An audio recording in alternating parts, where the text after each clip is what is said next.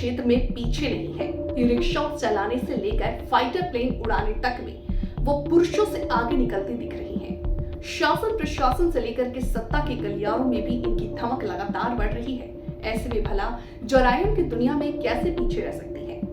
अंतरराष्ट्रीय महिला दिवस पर आइए जान लेते हैं ऐसी 10 लेडी डॉन के किस्से जिनके नाम से थर्राते थे लोग। गुजरात की संतोक बेन साराभाई जडेजा को गॉड मदर के नाम से जाना जाता है।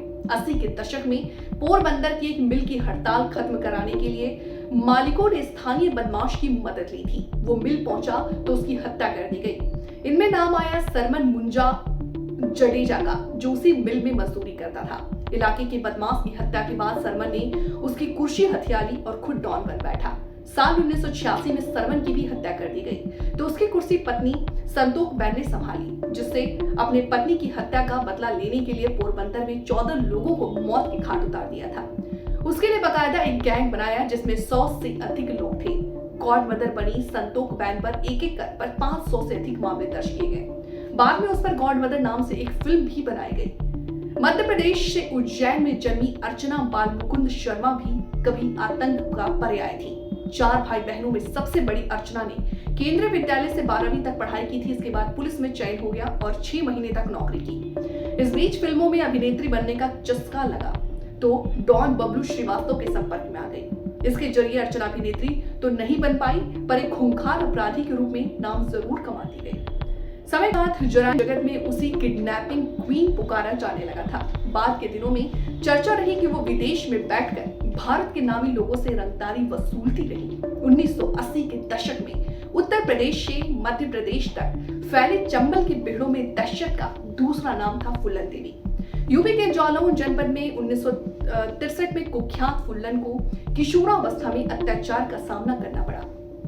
16 साल की उम्र में डाकुओं ने अपहरण कर लिया, जिससे खुद भी डाकू बनने की राह पर चल पड़ी और 14 फरवरी 1981 में बेहमई गांव 22 ठाकुरों की हत्या का दुर्कार बन गई। फुल्लन का कहना था ये हत्याएं बदला लेने के लिए की थी क्योंकि ठाकुरों ने उससे सामूहिक दुष्कर्म किया था। साल 1983 में फुल्लन ने इस शर्त के साथ सरेंडर कर दिया था कि उसे यूपी की जेल नहीं भेजा जाएगा। 1994 में जेल से छूटने के बाद फुल्लन सपा के टिकट पर सांसद बनी। बाद में फुल्लन की भी गोली मारकर हत्या कर दी गई। भारत के सबसे वांछित अपराधी और आतंकी दाऊद इब्राहिम की बहन हसीना पारकर का नाम भला कौन नहीं जानता होगा। बताया जाता है कि मुंबई में सीरियल ब्लास्ट और दंगों के बाद भागते समय दाऊद इब्राहिम ने मुंबई में अपने सभी अवैध धंधों की बागडोर हसीना पारकर को सौंपी थी। क्राइम की दुनिया में उसे गॉड मदर ऑफ नागपाड़ा और अप्पा यानी बड़ी बहन माना जाता था। मुंबई के अपराध जगत पर कभी हसीना का एक छत्र राज था। हालांकि साल 2014 में हार्ट अटैक के कारण उनकी मौत हो गई।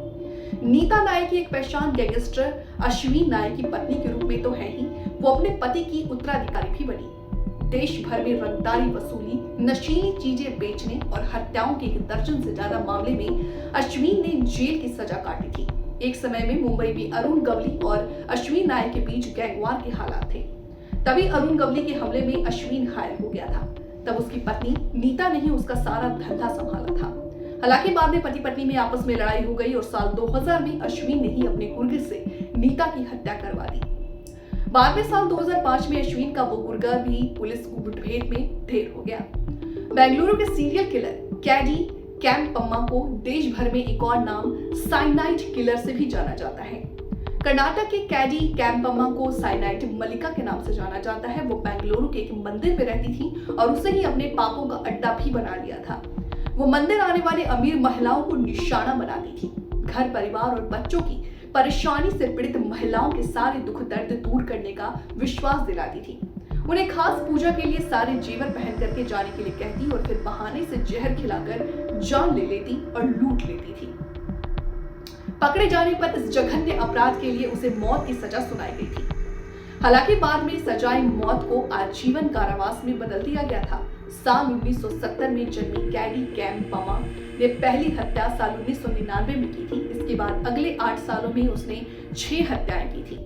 इनमें से 5 हत्याएं तो उसने अक्टूबर से दिसंबर 2007 के बीच की थी।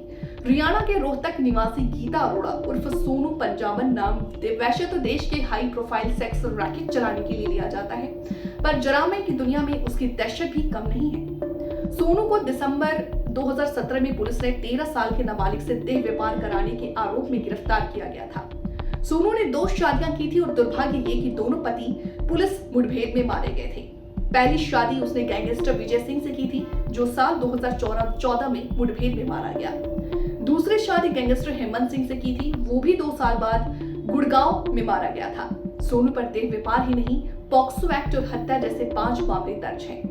क्राइम की दुनिया में हीरोइन के नाम से फेमस रही रूबीना कभी ब्यूटिशियन थी। जल्द अमीर बनने की लालच में रूबीना ने गैंगस्टर छोटा राजन के साथ हाथ मिलाया। उसने अपनी खूबसूरती से पुलिस के अधिकारी समेत कई लोगों को वश में किया और खूबसूरती का फायदा उठाकर 70 के दशक में जेल में छोटा शकील के कुर्कों तक हथियार और नशे का सामान पहुंचाने लगी। दहशत इतनी थी कि महाराष्ट्र सरकार को उस पर मकोका का तक लगाना पड़ा।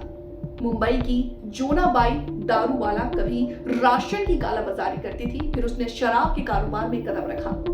मुंबई के नागपाड़ा में उसका घर था, जहां बड़े बड़े लोग आते जाते थे। बताया जाता है कि जीनाबाई का अपना कोई गैंग तो नहीं था, पर अंडरवर्ल्ड के सभी बड़े गैंगस्टर जैसे करीम लाला, हाजी मस्तान और क्राइम के अधिकारी तक उसके घर आते थे। हाजी मस्तान तो उसके आपा कहते थे। इनमें से कोई भी गैंगस्टर उसकी बात नहीं टालता था। बताया जाता है कि जीनाबाई ने ही मक्का में 22 डॉन को एक करवाने में अहम भूमिका निभाई थी। 1993 के मुंबई बम धमाकों के दोषी गैंगस्टर अबू सलेम की पत्नी समीरा जुमानी भी उससे किसी मायने में कम नहीं मानी जाती। समीरा जुमानी का नाम भी कई बार बम ब्लास्ट, फ्रॉड और वसूली जैसे संगीन अपराधों में शामिल रहा है। विदेश से लाकर के अबू को तो मुंबई की ऑदर रोड जेल में उम्र कैद की सजा काटने भेज दिया गया, पर समीरा को पुलिस नहीं तलाश पाई थी। बताया जाता है कि वो भी अबू की तरह ही विदेश में छिपी थी।